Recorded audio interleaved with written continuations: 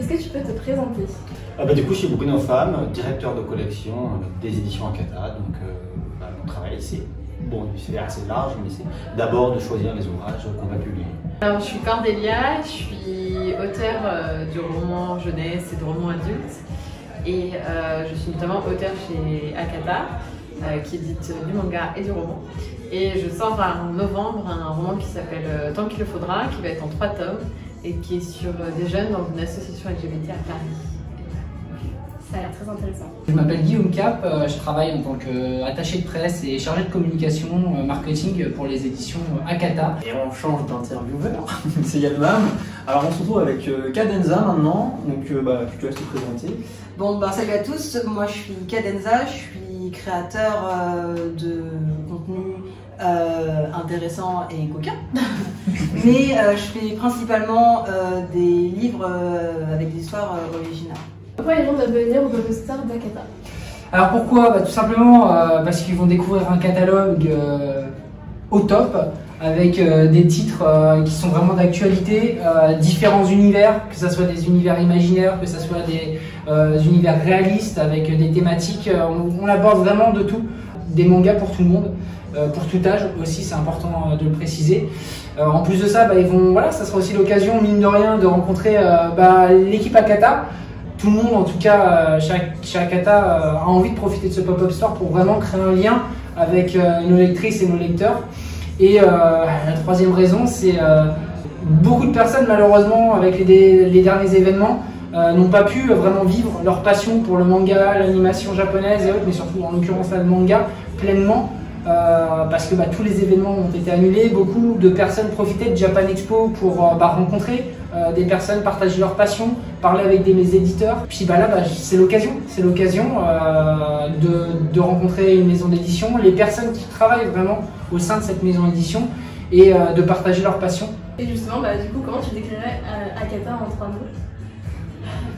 C'est difficile comme question, je sais pas. C'est éclectique, je pense. Parce qu'il y a quand même un peu de tout. Il y a une démarche volontaire aussi, je dirais, dans la ligne éditoriale, dans les choix. C'est difficile de juste définir Akata avec juste quelques mots. Je pense qu'on aime principalement Akata parce qu'ils osent aborder des sujets sérieux dans le manga, en sachant que je pense que le manga, on le connaît principalement par des shonen, des seinen, des trucs assez combat, très en vogue et tout. Et ils arrivent à mélanger ce côté manga et thématique sérieuse qui, à l'heure actuelle, je pense, est importante pour beaucoup de et ça reste. C'est pas toujours du drama, c'est ça qui est cool, c'est que c'est fait de façon fun. En gros, on essaie de faire des ouvrages qui peuvent apporter quelque chose aux lecteurs et aux lectrices. Il y a beaucoup de diversité aussi. Ouais, globalement, l'idée c'est de pouvoir montrer toute la diversité justement dans le manga et du coup la littérature jeune adulte aussi, et de montrer que on peut faire des œuvres de divertissement qui sont derrière quand même intelligentes et que peu importe les âges, on peut toujours s'adresser aux gens et aux individus en les respectant en tant qu'être humain. Le premier mot, je pense que c'est famille. Akata, c'est vraiment une maison d'édition qui a cet esprit de famille. Souvent, quand on parle de famille, on se dit c'est les liens du sang.